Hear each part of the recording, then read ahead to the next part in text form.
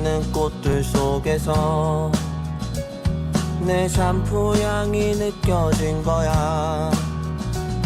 스쳐 지나간 건가 뒤돌아보지 마. 그냥 사람들만 보이는 거야. 다와가는 집 근처에. 안녕하세요. 드라마 천국의 팽아입니다. 안녕하세요. 드라마 천국의 윤영입니다. 반갑습니다. 반갑습니다. 나는 이 노래만 들어도 가슴이 막 펄짝펄짝 설렘설렘해요. 뛰어. 너무 좋아. 아직도 사춘기 소년이시네요. 그걸 아니 사춘기만 뛰나? 50 먹으면 가슴이 폴락폴락 펄짝펄짝 사뿐사뿐 이렇게 뛰면 안 되나? 덩실덩실 뜁니다. 오늘 그 초대 손님이 없어요.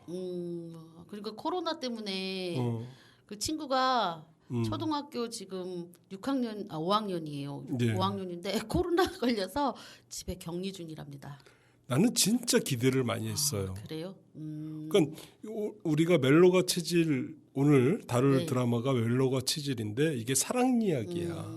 그러면은 초등학교 5학년 12살 소녀의 사랑은 뭘까? 어떻게 받아들일까? 아, 그랬어요? 난 그게 진짜 궁금했어요. 저는 이 친구가 음, 드라마를 정주행하고 있다 그래서 반가워서 이제 섭외를 했는데 그냥 이 친구는 드라마 작가 이게 꿈인가? 이 꿈에 대해서 궁금해서 저는 섭외하고 싶었거든요. 그 친구가 꿈이 드라마 작가야? 아니 그런 건 아니지만 이 드라마를 또 열심히 본다기에 뭐 그러지 않을까 해서 그냥 궁금해서. 그럼 추측이네? 네, 추측. 참. 오늘 이야기할 드라마가 네. 멜로가 체질입니다. 맞아요. 제목도 딱 와닿. 난 제목이 너무 재밌던데 제목 잘 지었다 이런 생각을 했어요. 그 멜로가 체질 이 감독 그러니까 연출 극본이 이병헌이에요. 이병헌이가 요런 그 제목 만들고 뭐 이러는 거에 아주 탁월해. 난 그렇게 봐요. 재밌어. 바람 숨물 뭐 이런 식으로 극한 직업. 극한 직업 뭐 그렇게. 그러면은 얘기가 나온 김에 그 멜로가 체질 우리가 전반적으로 한번 그 훑어보고 이야기를 계속 진행을 한번 해보도록 할게요. 네. 멜로가 체질은 어떤 드라마죠? 30살에 견디기 힘든 현실 속에서도 30살이기에 아직 꿈을 꾸는 여성들의 이야기고요. 일과 연애에 대한 고민을 친구들에게 털어놓고 위로해가며 한 걸음씩 성장해가는 30살 그녀들의 판타지 로맨스입니다. 판타지 로맨스. 네네네. 이거를 수다 블록버스터라고도 얘기들 해요. 우리처럼요. 그렇죠. 수다 블록버스터 드라마. 이 드라마가 모여서 수다 떠는 장면들이 굉장히 많아요. 옹기종기 모여가지고 그래갖고 수다 블록버스터라는 이야기도 있죠. 네. 여기 그 작가가 이병헌이에요. 아까 말씀드렸죠. 네네. 이병헌이고 연출도 이병헌이야. 대단하죠. 이분이 근데 이 드라마가 정말 신기한 게 신기하고 신선했던 게요. 대화가 대화체가 아니라 이제 문어체라고 얘기를 하죠. 문어체. 대화체는 제가 만들어낸 체입니다. 문어체. 문어체라고 해요? 그러니까 우리가 대화할 때 하는 그런 지금 일상 대화를 이제 구어체라고 부르고 이렇게 요 멜로가 체질에서 나오는 대사 형태를 이제 문어체 그렇게 얘기를 하죠. 그러니까 어찌 보면은 어르신들, 그러니까 어르신들이라고 말하긴 좀 그렇지만 50대 분들이나 60대 분들이 이것을 보기에는 조금 불편했을 수도 있겠다라는 생각이 좀 들었어요. 그렇죠. 문어체에 익숙하지 않으니까 힘든 그런 건 없지 않아 있죠. 근데 젊은 사람들은 그런 문어체를 좋아해요. 저는 아직 젊은가 봐요. 좋아해요? 심히 좋아합니다. 저도 네네네. 좋아해요. 저도 젊네. 네. 마음은 항상 젊습니다. 네. 그러니까 구어체가 있고 문어체가 있는데 구어체는 우리 일상생활과 밀접한 관계에 있는 그런 문체예요. 그러니까 구어체의 구자가 입구자 써가지고 우리가 일상적으로 하는 이야기들을 그 문체를 이제 구어체라고 하고 문어체의 문자는 그럴 문이야. 그럴 문자를 써가지고 우리가 수필이나 뭐 이렇게 설명문이나 쓸 때 문어체를 많이 써요. 그런데 이 멜로가 치질은 문어체 대사들이 굉장히 많죠. 그러니까 예를 들어가지고 문어체는 나는 오늘 친구에게 전화했다. 그러면 구어체는 나는 오늘 친구한테 전화할 거야. 이게 이제 구어체야. 이제 차이를 좀 알겠어요? 네네네. 문어체하고 구어체하고. 그런데 이 멜로가 치질은 나는 오늘 친구에게 전화했다. 그런 식의 문체들이 많지. 대사들이. 아 그래. 근데 또 제가 느낀 게 앞에는 뭐 긍정이면 뒤에는 부정. 또 앞에가 긍정이면 뒤에는 부정. 뭐 이런 식의. 그건 이제 말장난 비슷하게 그렇게 하는 이건 건데. 말장난이에요. 저는 그런 게 참 재밌더라고요. 티키타카 되는 게. 그러니까 주고받는 네. 티키타카가 그런 말장난 비슷하게 네. 주고받죠. 그런 것들이 재밌죠. 예를 들어서 잔인하게 따뜻하다.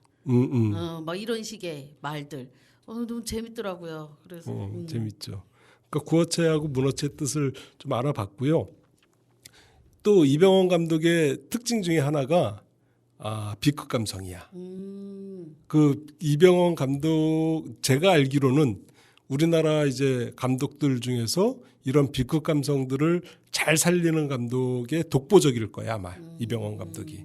너무너무 재밌어. 스물이라는 그 영화에서도 그 20살 남자들의 그 모습들을 굉장히 유쾌하게 그렇게 그렸잖아요. 네네. 그 극한 직업도 마찬가지고. 그 이게 이병헌 감독의 그런 비극 감성들이 아주 재밌게 녹여져 있는 거죠. 굉장히 재밌죠. 그런데 이제 이런 비극 감성을 이해를 못해서 그런지 시청률을 1.8%밖에 찍지 못했어요. 그렇죠. 그러니까 이 재밌는 얘기가 드라마에도 나와. 시청률이 1%밖에 안 나오는 이유에 대해서 드라마에서 나와. 그 범수가 맞아요. 조 감독하고 싸우잖아. 왜 우리 시청률이 1%밖에 안 되냐. 그러면서 이제 흘러가는 말로 사람들이 우리 드라마 안 보고 쇼미더머니 보는 거 아니야? 그랬더니만 그 조 감독이 얼굴이 바뀌었어. 바뀌어 버리잖아. 눈빛이 틀리면서 그러니까 범수가 다가가서 너지. 너 혹시 쇼미더머니 보니? 보냐? 이러니까 그 조 감독이 하는 말이 이거를 안 보면 내일 이야기를 못 한다고 그래서 그리고 네가 힙합을 알아 이러는데 저는 그 조 감독 캐릭터도 정말 마음에 들었어요. 너무 재밌잖아. 재밌어. 동기고 범수 친구인데 조 감독을 해도 부끄럽지가 않아. 막 이래. 아니 근데 너무 그 동기 그 조감 그 애가 범수가 그렇게 구박을 하고 정말 모욕적인 말을 해도 하나 굴하지 않아요. 그럴 수 있나 싶어. 또 범수하고 또 그 범수를 짝사랑했던 영양사하고 또 그 조 감독하고 또 연결이 되잖아. 그러면서 그것도 재밌지. 그러니까 근데 이 조 감독이 그게 얘가 원래 그 남한테도 돈을 한 푼도 안 쓰잖아요. 근데도 그게 밉지가 않는 캐릭터잖아. 참 그런 캐릭터도 괜찮은 것 같아요. 그러니까 요 멜로가 체질에는 재밌는 캐릭터들이 많아요. 맞아요. 굉장히 재밌고 근데 그러니까 그 호불호가 갈리는 이유 중에 하나가 그거야. 그러니까 여기 있는 캐릭터들이 너무 인위적이다. 만들어진 캐릭터다. 어떻게 보면 현실적인 현실적인 캐릭터들이 없다. 그런 이야기들이 이제 많이 호불호가 갈리면서 시청률 저하의 원인이 되기도 했죠. 그리고 하나하나 한번 따져볼까요? 그러면 그 천우혜가 맡은 진주 역도 따지고 보면은 갑자기 방송 보조 작가였는데 임진주는 그래도 괜찮아. 근데 여기서 제일 멀쩡한 게 난 진주 같아. 그래요? 아니 그래도 이제 갑자기 그 눈에 띈 거잖아. 지금 범수 감독한테. 아니 근데 드라마 그러니까 우리 팽아가 드라마 요 제작 과정을 잘 몰라서 그러는데 이 멜로가 체질이 요 드라마가 우리나라 드라마가 어떻게 만들어지는지를 잘 보여주는 드라마예요. 그러니까 한 편의 드라마가 만들어지기 위해서는 그렇지. 어떠한 과정이 있고 어떠한 그렇지. 사람들이 필요한지 이 드라마가 이렇게 보여준다는 거죠. 다 보여주는 거야. 그러니까 보통 드라마 작가로 성공하고 싶을 때는 그러니까 드라마 작가로 이름을 떨치고 싶을 때 제일 먼저 하는 게 보조 작가로 들어가는 방법이 하나 있어요. 보조 작가로 들어가는 방법이 있고 두 번째 어떤 방법이 있냐면은 드라마 공모전에 드라마를 자기가 쓴 드라마를 내는 거야. 그래서 드라마 공모전에서 내가 쓴 드라마가 채택이 되면은 드라마 작가로 데뷔를 할 수가 있는 거죠. 그러니까 이 진주가 30 되면 괜찮아요를 공모전에 제출을 했던 거야. 맞다. 그런 과정들이 그렇지. 있었어요. 맞아. 공모전에 제출을 했는데 그것이 채택은 안 되고 밀렸지만은 그 조감독이 자기가 봤는데 너무 괜찮은 거야. 버리기에 너무 아깝다. 너 한번 해봐라. 그리고 범수한테 준 거지. 그래서 범수가 그걸 보고 괜찮다. 할만하다. 대박 날 것 같다. 그러니까 진주를 만나서 우리 드라마 한번 만들어 봅시다. 이렇게 된 거지. 그러니까 드라마 작가가 데뷔하는 방법이 그렇게 있는 거예요. 보조 작가로 점점 캐리어를 쌓아가지고 드라마를 찍는 드라마 작가로 가는 길이 하나 있고 또 하나 길은 공모전에 나가가지고 내 드라마가 채택이 돼서 드라마 작가로 데뷔하는 길이 있고 그렇게 크게 두 가지 길이 있어요. 그 모습을 보여줬어. 그러면 지금 우리가 이 드라마가 어떠한 드라마다라고 이렇게 정리를 했잖아요. 네. 근데 그러면 이 드라마가 어떠한 내용이다라는 그거를 한번 보여줄 수 있는 그런 뭐 대화나 뭐 영상이 있을까요? 그러니까 이 멜로가 체질의 특징을 잡아낸 그런 그 장면들이 있어요. 그러니까 우리가 B급 감성이라고 얘기를 했잖아요. B급 감성이라는 게 무슨 뜻이냐면은 뭐 누가 A급, B급으로 나누는지 나는 이해를 못하겠지만은 보통 A급은 세련되고 정제되고 뭐 정형화되고 그리고 고급 문화 또는 엘리트 문화 이런 걸 이제 A급이라고 칭해요. 그러다 보니까 사람들이 거기에 대한 거부감이 생기는 거야. A급 문화에 대한. 그래서 그럼 난 B급 문화를 만들 거야. 라고 만든 게 이제 B급 문화인데 B급 문화는 어떤 말이냐면은 좀 유치하고 원초적이고 뭐 잔인하고 촌스럽고 뭐 섹슈얼하고 뭐 이런 그러니까 A급하고 정반대되는 문화를 만든 걸 이제 B급 문화라고 얘기를 해요. 그러니까 A급 문화와의 반대되는 그 거부감을 가지는 사람들이 야, 넌 그렇게 고급지게 살아. 나는 저질로 살게. 난 유치한 게 좋아. 라고 만든 게 B급 문화고 그런데 그 B급 문화를 잘 표현하는 감독이 이병헌 감독이고 멜로가 체질이 B급 문화의 대표적인 작품이고 그렇게 해석을 할 수가 있죠. 나는 이 드라마 되게 고급지게 봤는데. 이거 B급 감성으로 만든 그런 그러니까 예를 들어 가지고 그 장면 기억나요? 그 범수가 네. 그 정혜정 작가하고 그 방송국에서 만나가지고 이제 서로 얘기를 해. 나 기억나요. 그 정혜정 작가가 범수가 정혜정 작가한테 나 당신이랑 같이 드라마 못할 것 같습니다. 그리고 퇴짜를 놓지. 네. 그러니까 정혜정 작가가 막 야단을 치지. 야, 내가 방송국 선배로서 한마디 하겠는데 그러면 범수가 안 들어 하고 막 귀를 막 닫어. 네네네. 얼마나 있어요. 유치해. 얼마나 그 유치한데 재밌어. 그런 게 이제 B급 감성이지. 그리고 또 대화 중에 있어. 그 진주가 그 범수의 그런 모습을 보고 찌질하다. 근데 나 저 찌질함을 배우고 싶다. 부럽다. 부럽다. 대단하다. 막 그러면은 그 장면을 한번 찾아서 한번 진짜요? 들려볼까요? 네네네. 들려주세요. 예, 잠깐만요. 네. 그 장면을 한번 찾아가지고 들어보도록 하겠습니다.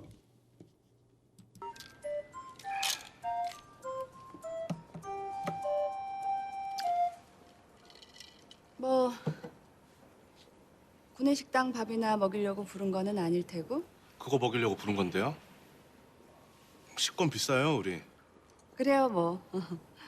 맛있게 먹었고. 어떻게 대본은 보셨고? 저는 빠지려고요. 오늘 전개가 왜 이러냐. 뭔 말이지? 작가님 드라마에서 빠진다는 말. 예상을 못 하겠네. 농담 같지가 않네. 재미없을 거면 농담 안 치죠. 일하다 보면 기분 잡치는 일 부지기수니까 일단 잡친 기분 누르고 물어봅시다. 왜요? 안 읽혀요 대본이. 그러면은 보통 수정을 요구하는 게 일반적인데 물론 나는 수정을 안 해주겠지만 죄송하지만 뭐랄까 이 가슴이 폴짝폴짝 뛰지 않는달까? 가슴은 콩닥콩닥 아니야? 뭐 폴짝폴짝이든 덩실덩실이든 가슴이 덩실덩실 뛴다고? 가슴이 덩실덩실 뛴 적 있어요 없어요? 뭐 가끔 나풀나풀 뛰기도 하고. 야! 죄송합니다. 케이블에서 스카우제이 많이 봤더니 옮기시겠구만. 돈 보고 움직일 거였으면 벌써 갔죠. 돈이 보일 만큼 커졌나 보죠. 안 보여요 아직. 뭐 아무튼 데스크엔 얘기했고 뭐 실력 있는 감독님들 많으시니까 게다가 우리 대정혜정 작가님 작품인데 걱정도 안 되고요. 귀엽네. 내가 드라마판 선배로서 충고 하나 할게. 안 들어 충고 안 들어.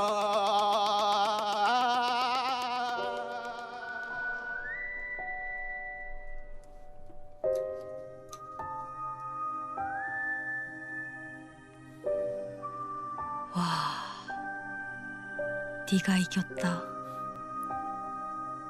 모질인데 닮고 싶어. 그 실장 모질인데 닮고 싶어. 이런 게 이제 B급 감성이야. 근데 너무 재밌어요. 나는 이런 그러니까 어, 안 들어 그래서 막 길을 닫잖아. 네네네네. 얼마 그 전개가 그런 전개가 될 거라고 아무도 생각을 못 한 거야. 너무 유치한 행동이 진짜 그 초등학생도 안 할 걸 그런 유치한 행동은.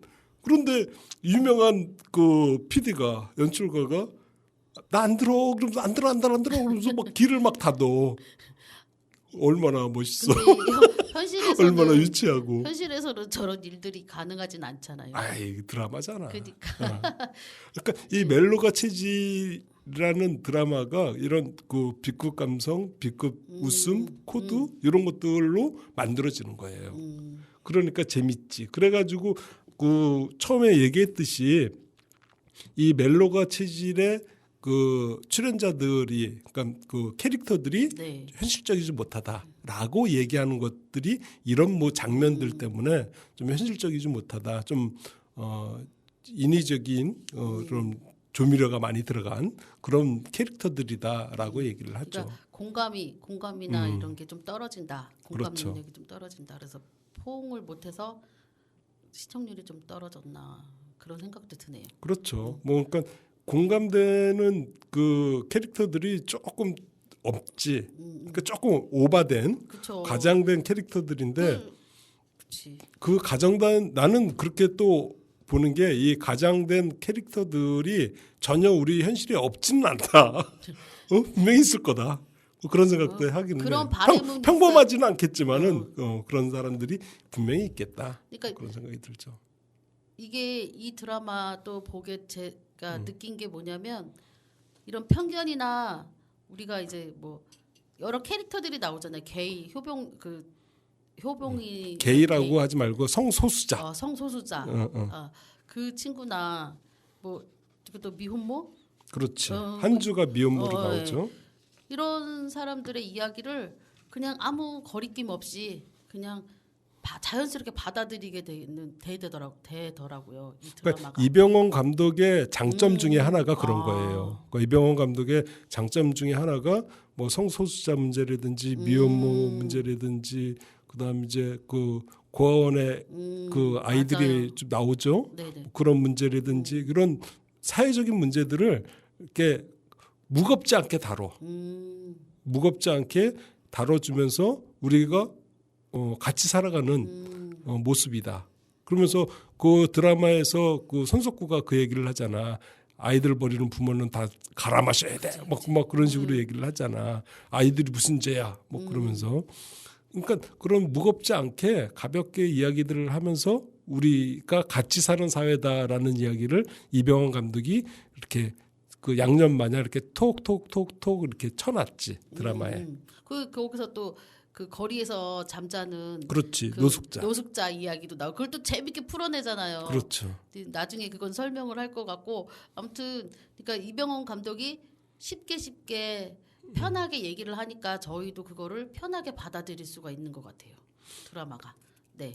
아, 이병헌 감독에 대해서 얘기가 조금 남았는데 이 얘기는 우리가 노래를 한 곡 듣고 네. 이병헌 감독의 그 남은 이야기들을 네, 한번 네. 해보도록 할게요. 이 멜로가 체질에서 제일 많이 나온 노래가 장범준의 흔들리는 꽃들 속에서야. 아유 설렘하는 노래구나. 나플나플나플. 아유, 이 네네네. 노래를 듣고 또 이병헌 감독과 멜로가 체질에 대해서 이야기를 나눠보도록 하겠습니다. 내 샴푸 향이 느껴진 거야. 스쳐 지나간 건가 뒤돌아보지만 그냥 사람들만 보이는 거야. 다와가는 집 근처에서 괜히 핸드폰만 만지는 거야. 한번 연락해볼까 용기 내보지만 그냥 내 마음만 아쉬운 거야. 걷다가 보면 항상 이렇게 너를 바라만 보던 너를 기다린다고 말할까. 지금 집 앞에 계속 이렇게 너를 아쉬워하다 너를 연락했다 할까. 지나치는 꽃들 속에서 내 샴푸 향만 보이는 거야. 스쳐 지나간 건가 뒤돌아보지만 그냥 내 마음만 바빠진 거야. 걷다가 보면 항상 이렇게 너를 바라만 보던 너를 기다린다고 말할까.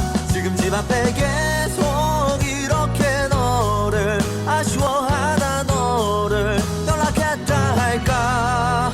어떤 계절이 너를 우연이라도 너를 마주치게 할까.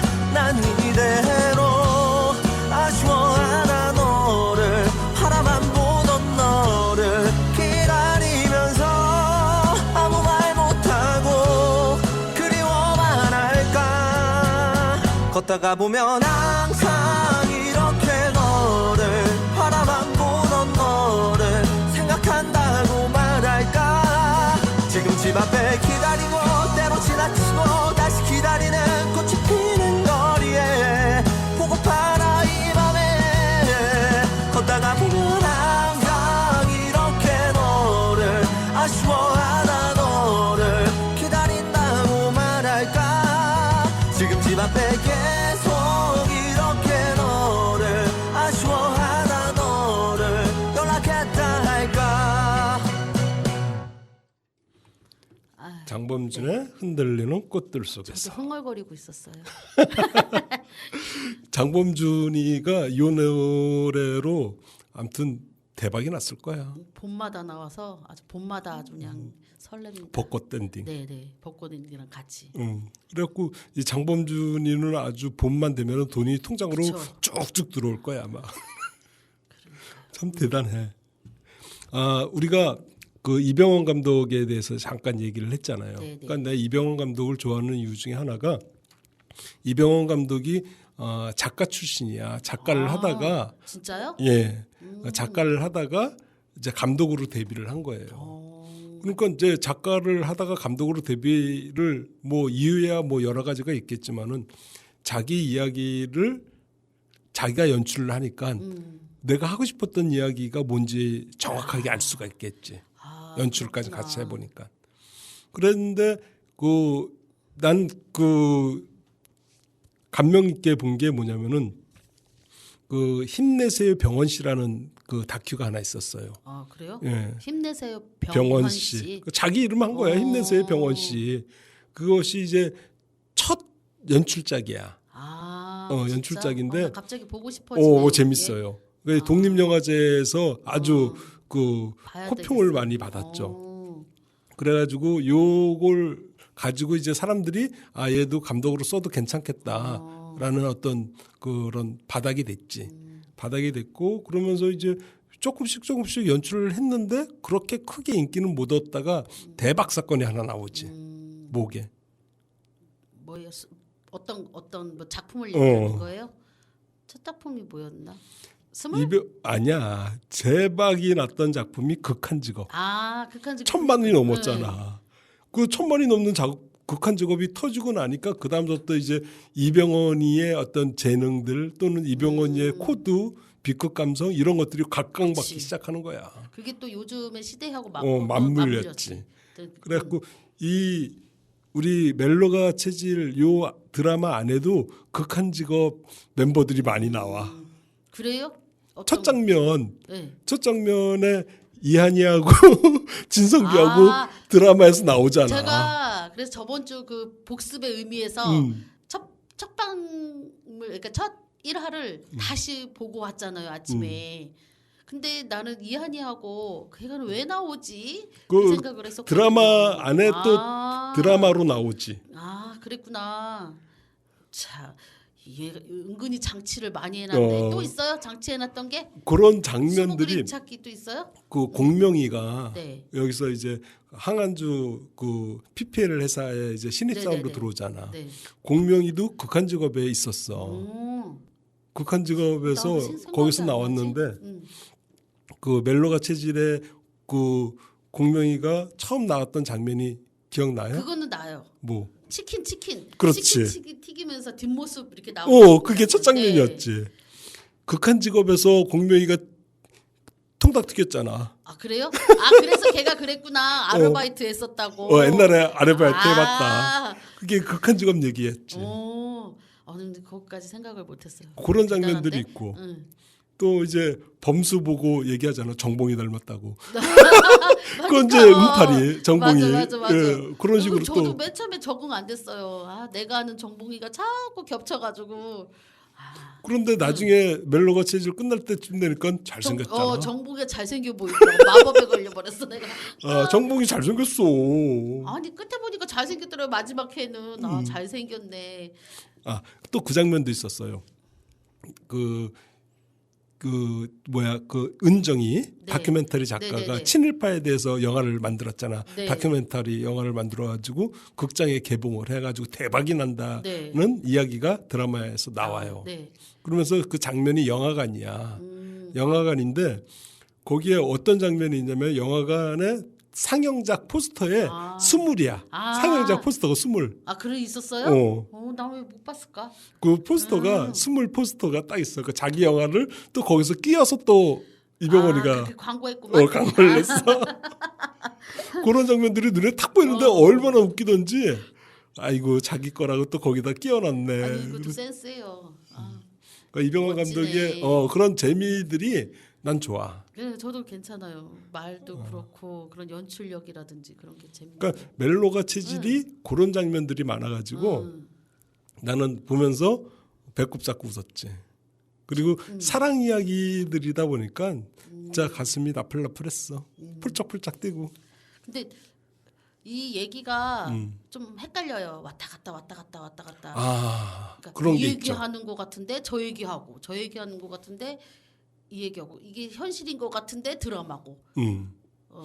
이 멜로가 체질이 드라마 속에 또 다른 드라마들을 만들고 그죠? 네. 드라마를 준비를 하는 과정이 있잖아요. 네. 그리고 또 드라마에서 또 드라마를 봐. 사랑의 먹구름. 네네네. 그런 드라마도 보고. 그러니까 사람들이 이게 드라마 멜로가 체질 드라마인지 아니면은 멜로가 체질 속에 주인공들이 만들고 있는 드라마인지 그 드라마 안에서 범수하고 진주가 그 30 되면 괜찮아요. 그걸 만들잖아. 네네. 드라마를. 그러면서 둘이서 이제 드라마 만들 작품 얘기하면서 친해지는. 그때 범수가 그러잖아. 우리 결혼할까요? 그러니까 진주가 심쿵해갖고 딱 쳐다보니까 그런 대사가 들어가면 좀 어색할까요? 이렇게 맞아. 하잖아. 그러니까 그런 재미들을 오히려 난 준 것 같아. 그리고 그런 재미로 사람들이 서로 이제 말장난을 하고 티키타카를 하고 그런 그 잔재미들이 있었지. 그러면서 이제 앞으로 어떻게 얘기가 좀 전개될지 예상도 가능하고. 근데 이 드라마는 또 특징이 뭐냐면 뭐 위기나 절정이나 막 이렇게 막 고조되고 막 고조되거나 이런 게 없어요. 그죠? 그냥 그거는 나는 그렇게 생각해요. 그러니까 우리가 이야기를 할 때 기승전결 얘기를 하잖아. 네. 기승전결을 할 때 위기 절정 네. 결말 이렇게 간단 말이야. 근데 이 멜로가 체질은 뭐냐면은 위기 절정 결말까지 가기 전에 시작하는 단계의 이야기야. 사랑을 시작하는 단계의 이야기다 보니까 아직 위기까지는 안 간 거야. 그러니까 여기 나오는 커플들이 그 친구 셋이서 어떤 커플을 만나가지고 뭐 사랑을 하거나 뭐 이렇게 나가는 단계까지는 안 가고 썸에서 조금씩 썸에서 썸을 넘어서 이제 조금씩 이야기가 사랑을 진행하고 있는 단계에서 드라마가 끝났지. 그래서 그래서 설레보다 위기가 없지. 이 멜로가 체질이 다른 생각해보니까 그러네요. 진짜. 그렇죠. 그러니까 멜로가 체질이 다른 드라마하고 다른 게 다른 드라마는 만나서 사랑하고 맞아요. 위기를 겪고 사랑이 더 커지고 결실을 맺고 이런 순서대로 그치, 가. 그치. 그런데 어떤 멜로가 결론을 보여주거나 아니면 열린 결말로 끝나거나 뭐 그치. 이러죠. 근데 이 멜로가 체질은 뭐냐면은 사랑이 깨진 다음 그치. 사랑이 다 그러네, 실패를 그러네. 본 사람들이 모여서 그 아픔을 달래. 그 아픔을 달래면서 또 다른 사랑이 오기를 기다리고 그 또 다른 사랑을 받아들이면서 이야기가 끝났지. 맞아. 그렇기 때문에 우리가 썸 탄다고 하잖아요. 그 썸의 그 단계이기 때문에 이 드라마가 설레고 신선하고 그랬던 것 같아요. 아, 그러네. 그래서 가볍고. 그렇지. 무겁지 않고. 또 가벼움 속에 또 얘기들이 사회적인 문제나 이런 것들이 또 녹아 있어요. 우리가 그 저번에 얘기했던 그에서 그러니까 그 디어 마이 프렌즈에서 그 나레이션 얘기를 했잖아요. 네. 그리고 나레이션이 독이 됐냐, 뭐 득이 됐냐 네, 그 얘기를 네. 했듯이 이번에 멜로가 체질에서도 진주 나레이션은 계속 깔려. 진주 나레이션이 깔리는데 여기서 멜로가 체질에서 진주 나레이션은 다른 것보다는 이 감탄사적인 그러니까 상황을 설명을 해주는 어떤 뭐 교훈을 얘기하거나 뭐 그런 게 아니라 그런 건 아니지. 와 부럽다 뭐 이런 식으로 나레이션이 맞아요. 찌질하지만 닮고 싶다 뭐 이런 나레이션들이 깔리지. 그러니까 더 재밌게 B급 감성의 그런 이야기들을 나레이션으로 만든 것도 재미의 하나지. 갑자기 B급 감성하니까 또 생각이 나네요. 얘네들이 맨날 저녁마다 그 친구들을 모여서 사니까 라면을 먹잖아요. 야식을 라면 먹고. 먹지. 근데 막 갑자기 심각한 음악이 나와. 그리고서는 막 그 구석진 그 후미진 곳에 그 장 밑에 있는 뭔가를 막 비춰줘.